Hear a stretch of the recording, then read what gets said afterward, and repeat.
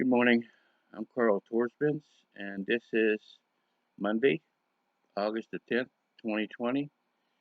And the subject today is something that I introduced you to about a week ago, and it's about cancel culture. Today, we're going to do a cancel culture list. We're going to show you 6 signs to show that you're not being criticized, but rather you're being canceled. The cancel culture today poses a real threat to the intellectual freedom of the United States. It stifles speech. It stifles free speech, it stifles free thinking, and it does things to you that are harmful in many different ways, including losing your job or missing out on career opportunities if you express your political opinions on any platform whatsoever.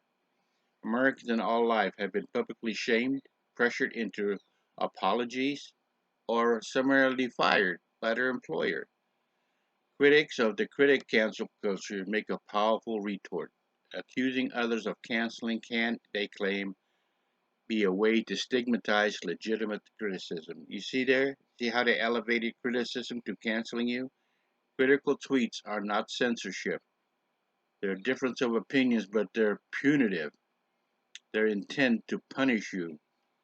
The 6 signs of being canceled are punitiveness, deplatforming, organization, meaning that there's an organized effort behind the effort to cancel you, boycott of your products, boycott of your books, of your works, moral grandstanding, making you the bad guy, and last but not least, truthfulness.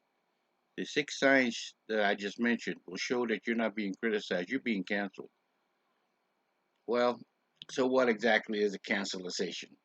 How does it differ from the exercise of freedom of speech and robust critical debate? There's a big difference. Conceptually speaking, criticism marshals evidence and argument in a national effort to persuade you. Canceling, by contrast, seeks an effort to organize and manipulate the social or media environment in order to isolate you, deplatform you, or intimidate your ideological opponents. Now, you know it's already being used in politics. It has been used in politics for a long time, but it's used more common every day. And they're not seeking the truth. That's not its intent. The intent of cancel culture is not to seek truth. It's just another way to coerce conformity and reduce the scope of forms of criticism that are not sanctioned by the particular person or body of persons that have some kind of influence in your society. If you disagree with them, you're going to get canceled. In practice, telling canceling apart from criticism can be difficult because they both take a form of criticizing others. That's the trick to this whole process, okay? It sounds like you're being criticized, but you're really not. You're being attacked.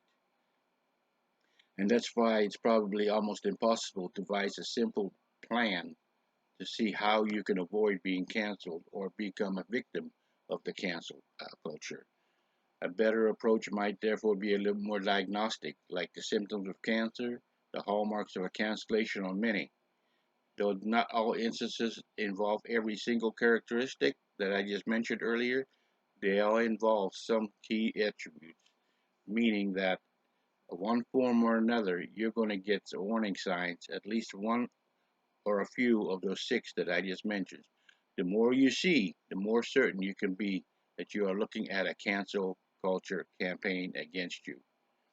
So punitive. Are people denouncing you to your employer, to your family, to your coworkers and friends?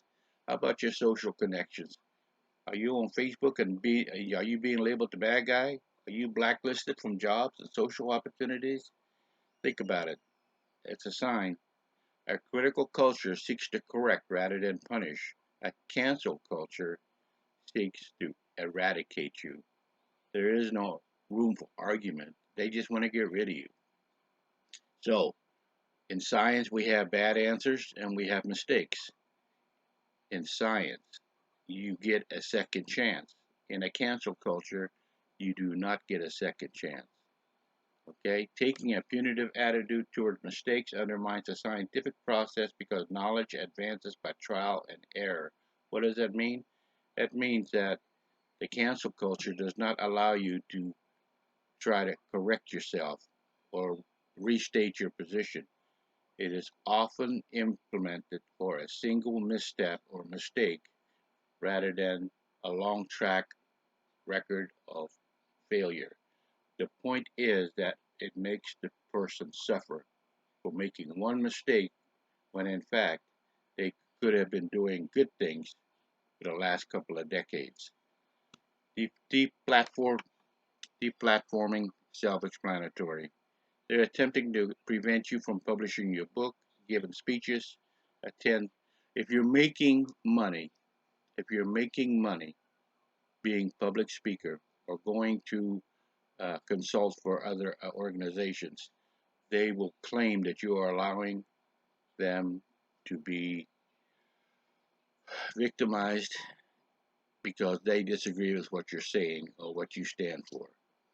It's often been said that they'll claim that you are trying to incite violence against them and make them unsafe.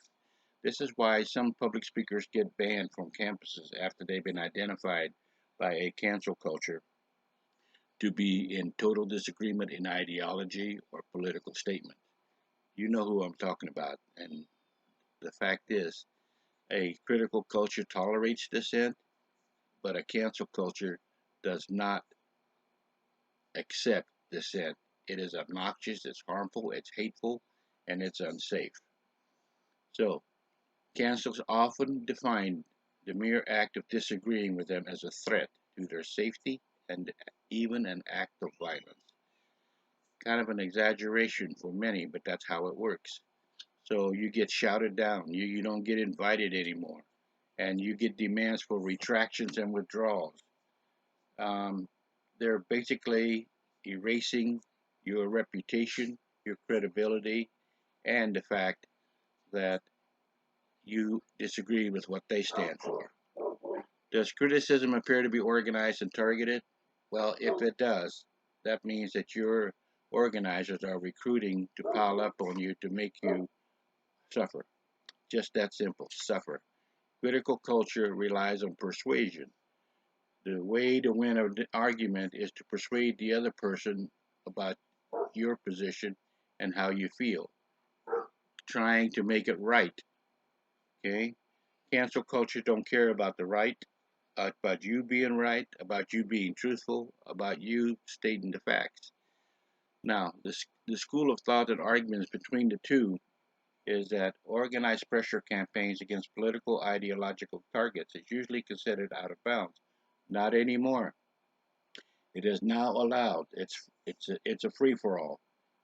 All right. Cancel culture throw away all the rules, and next thing you know is they're piling up on you like they'd never done before.